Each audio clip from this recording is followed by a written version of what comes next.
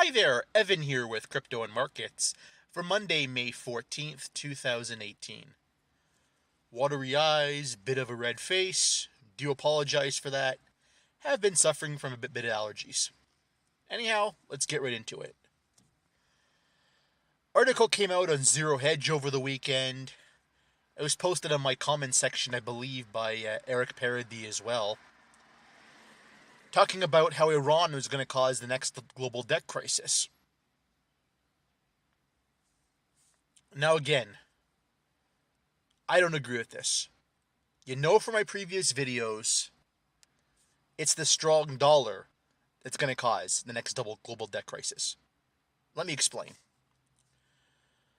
I've done a lot of work on this channel talking about the decline in the Chinese credit impulse and how it's going to affect the demand for the industrial metals, and it's going to affect the global economy in general. We've already seen this. In fact, the decline has only gotten worse. Korean exports have started to turn over. And by the way, Korean exports are not just an indicator of China, but a great indicator of the global economy as well, too. We've seen European manufacturing PMIs really roll over. In fact, half of them, I think, are in recessionary territory now, below 50. Again, when you mark these PMIs, anything below 50 marks a recession. And I think half or close to half of them in Europe now are depicting that. Which is then my point about the dollar. If you look at the US dollar currency basket, half of that basket is euros. With the European economy starting to turn south again, you see the inverse relationship with the US dollar. Euro goes down, US dollar index starting to go up. In fact, it was even admitted over the weekend. I had something retweeted yesterday, I think, talking about a minister in India saying that high oil prices were going to start pinching India and the consumer there.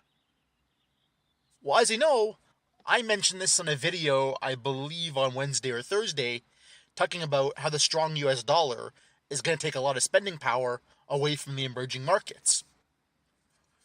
And again, even the higher ups over there are starting to admit that's just starting to happen now.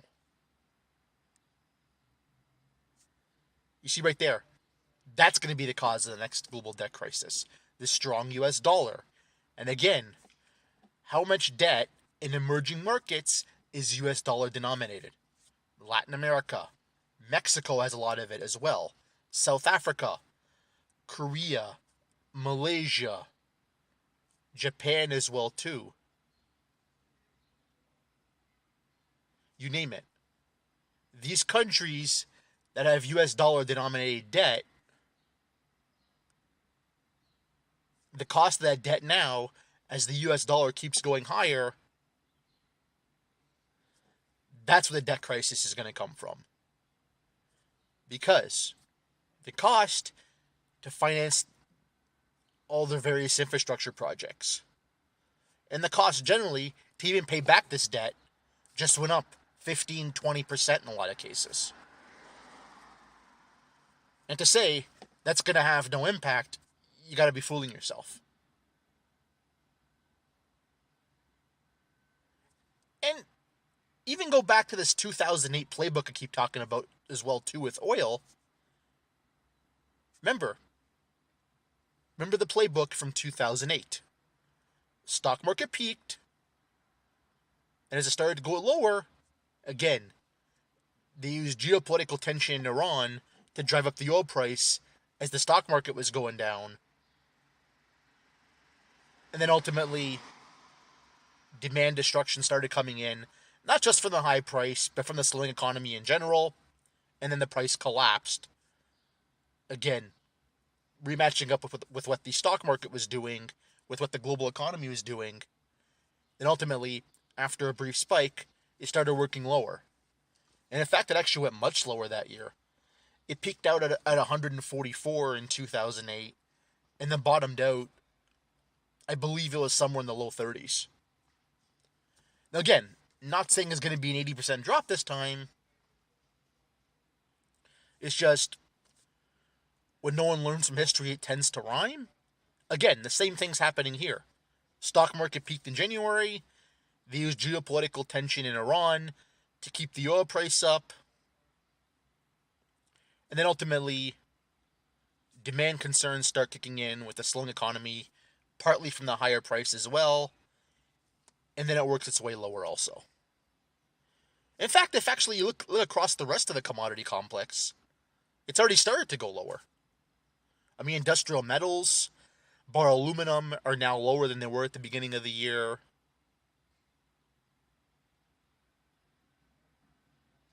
For example, right? I mean, ag I know is higher, but there's been some low yields in the U.S. because of the long, hard winter they had, so there's that playing into the ag complex as well. But anyhow, back to my main point. Now back to Iran, now back to the global debt crisis. It's not Iran causing it.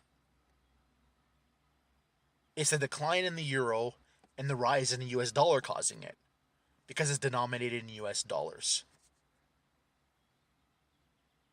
And let's not forget as well, too, it's not just China. The US has a bubble in consumer loans.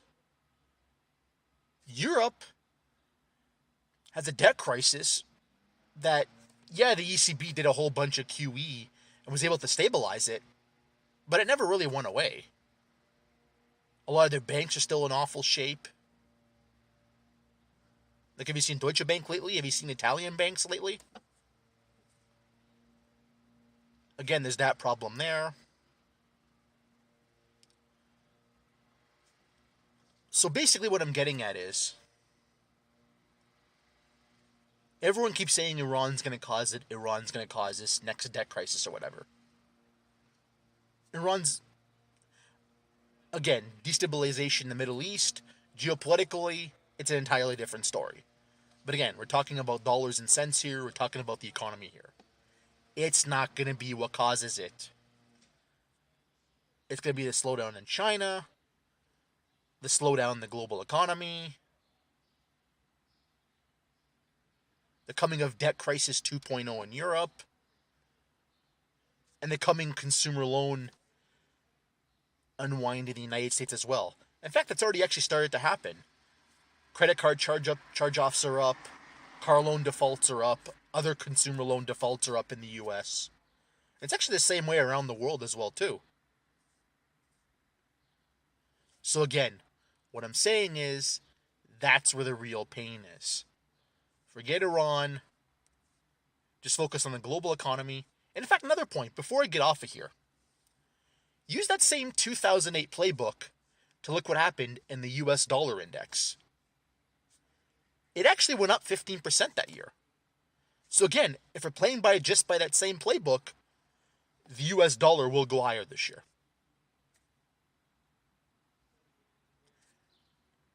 And that's going to be the cause of the next global debt crisis. Just think, weak euro, strong dollar. Hit the like button, leave a comment down below, subscribe, and follow me on Twitter at CryptoMarkets2.